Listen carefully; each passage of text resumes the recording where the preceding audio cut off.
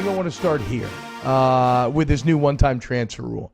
I know that, Jake, this is something that you felt passionately about coming into the show today, as in case you missed it, the NCAA has officially approved for baseball, basketball, and football a one-time transfer rule. This means no matter what, you could transfer without sitting out, even as an undergrad. This was not the case before. I was surprised to learn this actually is the case in a lot of other sports.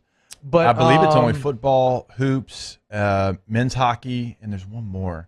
I'm trying to think. It isn't? In terms of that has not had these rules. Baseball. Is baseball? Yeah, it's baseball. It was the big three, which are most competitive. So I guess that makes a bit of sense. And then hockey was, hockey didn't have it either. But now, so that is now changing, and it's kind of interesting because it comes at a week where LSU's on both sides of that equation. You get Pinson from Mizzou, but then yesterday you lose Hyatt to wherever he ends up going into the transfer portal. So what are your thoughts on this new rule? I can't really decide. I'm like Switzerland on this one because... Well, here, let me answer for you. What Jake thinks is that... No, I'm just kidding. See what I was doing there? I didn't even stop you because I wasn't surprised.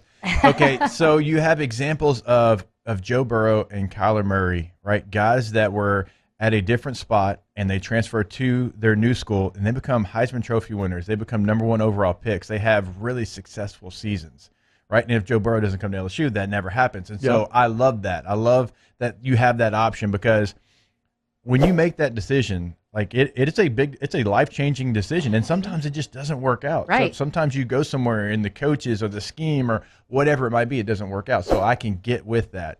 But also I look at it, if it becomes the wild, wild west where I was the last guy in my signing class, like I was at the very, very bottom. Yeah. Do I even get that scholarship if transfers, become this thing where it's like, I'm not going to recruit high school guys like I did. I'm going to sign 20 high school guys, save 5 spots every single year. And so guys like me, Foster Moreau, Lloyd Cushenberry, Justin Jefferson, Russell Gage, Deion Jones, Duke Riley, we were all the last guy in our signing class. So where that becomes interesting, because it counts towards the hard 25. Yes, and that is the key detail, because that's going to create an odd, I think, piece of friction where overall numbers wise on a roster, I feel like your losses and gains, if you're doing it correctly, will be a wash, right?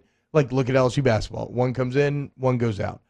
But when you tie in the roster 25, like when you tie in the 25 signing limit, then that starts to become a net loss, because then you're bringing in one less guy to that 25, but you can't add that back to the overall roster because then it goes toward next year 25. So I do think that that's maybe something they're going to have to figure out over time. Otherwise, I just feel that just kind of by how the design works, you're going to start to lose numbers. You're just not going to have as many players. I just can't find, no part of me can get mad about it at all. Like, I was not an athlete, so I don't know what that was like, and I'm not a coach.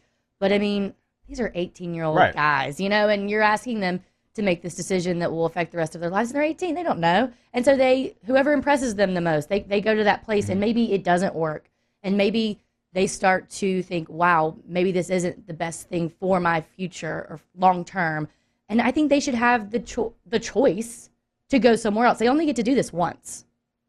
And then what? Yeah. And then So what happens with second-time transfers? Do you have to go through the waiver process again? To the old rules, waiver, sitting out a year. I'm sure if you're a graduate, then you could still probably transfer. Yeah, because you've done the work. Like if you graduate, there's no way you can hold someone that does that back. And I know that's what Joe was, but I mean, think of your own self. I mean, I know y'all are both players, but just in life, like as an 18-year-old, some decisions I made that probably affected my life that I wish I could go back and maybe adjust. Frosted Tips and a soul patch. Like I wish I could take that back, but I can't because I was 18 years old and you just don't know any better. But I talked to, and again, I'm not going to throw anyone under the bus. I talked to a high-profile college basketball coach, and he said, you know what? I don't know if I'll recruit high school guys anymore.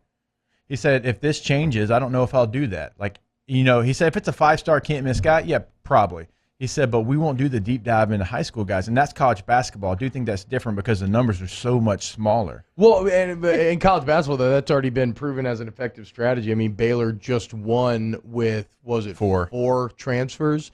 Now, and those are guys that had to But you have people like Nate Oates being like, oh, well, I'm not really worried because if you just treat your players well, then they're not going to transfer. I think that's just a weird take. But if you're buried on a depth chart, if you're buried on a depth chart, though, you can transfer. Like you said, you only get one chance for playing time. It's not if your coach is nice to you or not. I mean, that's not Rivers is saying. That's mentally if I wanted to explain it for Rivers. Can't wait. No, but I agree with you, Rivs, that just from a base principled standpoint, you're going to find me very hard-pressed to go against anything that would affect player latitude. If coaches can leave at a drop of a hat whenever the hell they want and get bought out and all this other stuff, players aren't even getting paid.